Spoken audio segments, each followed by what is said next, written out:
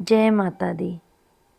पंचांग के अनुसार इस साल चैत्र मास के शुक्ल पक्ष की प्रतिपदा तिथि 2 दिन होने के कारण असमंजस की स्थिति बनी हुई है कि नवरात्रि किस दिन मनाई जाएगी, 19 मार्च को या फिर 20 मार्च को। तो चलिए अब हम इस बारे में बात करते हैं। चैत्र नवरात्रि को हिंदू धर्म में पवित्र व्रतों में से एक माना जाता है। पंचांग के अनुसार साल में कुल 4 नवरात्रि आती हैं, जिसमें से 2 चैत्र होती हैं और शारदीय नवरात्रि और 2 गुप्त नवरात्रि पड़ती हैं। हर एक नवरात्रि का अपना अपना महत्व होता है। ऐसे में चैत्र माह के शुक्ल पक्ष की प्रतिपदा तिथि आरंभ होने वाली है। चैत्र नवरात्रि काफ़ी खास मानी जाती है।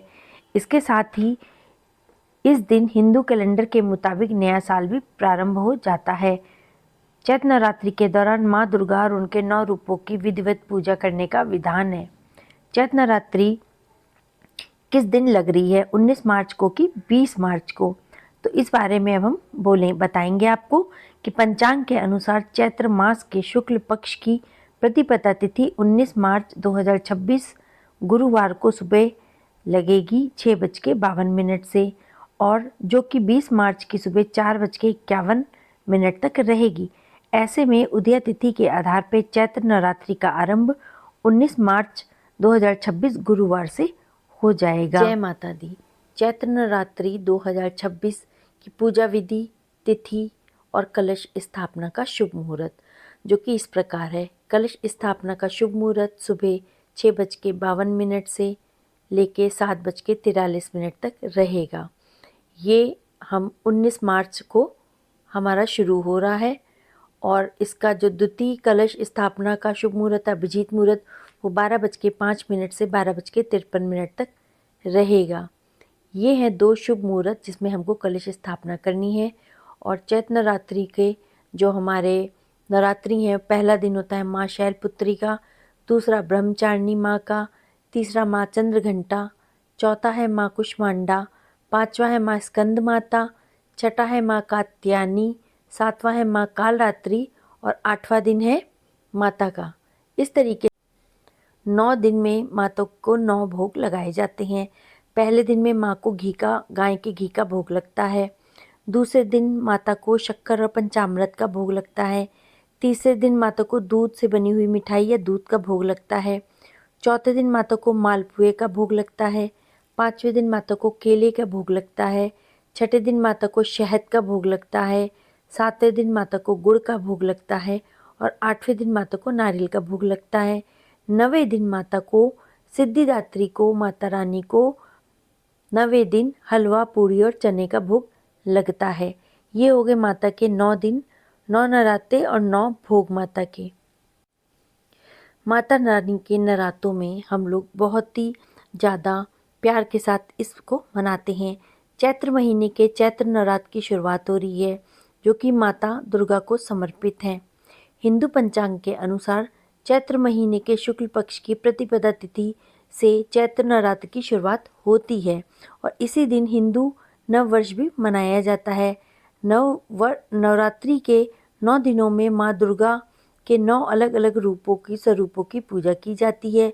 और इस साल चैत्र नवरात्र का त्यौहार जो है वो 19 मार्च से शुरू हो रहा है, जिसका शुभ मुहूर्त 6:52 से होगा और इसका समापन 20 मार्च को सुबह 4:52 से होगा।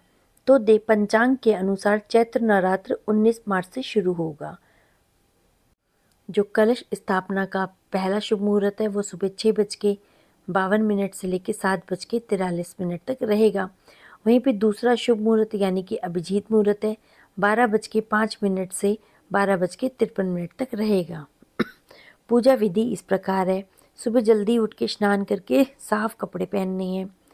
एक वेदी पे या फिर आप पाटा पे लाल रंग के कपड़े को बिछा के माँ दुर्गा की प्रतिमा को स्थापित करिए। एक मिट्टी के पात्र में जौ बोइए, कलश में जल, सिक्का, सुपारी, अक्षत डाल के उस पर नारियल रखिए।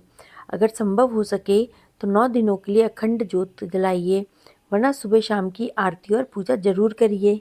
ओम ऐं ह्रीं क्लीं चामुंडाय विच्चे मंत्र का जाप करिए।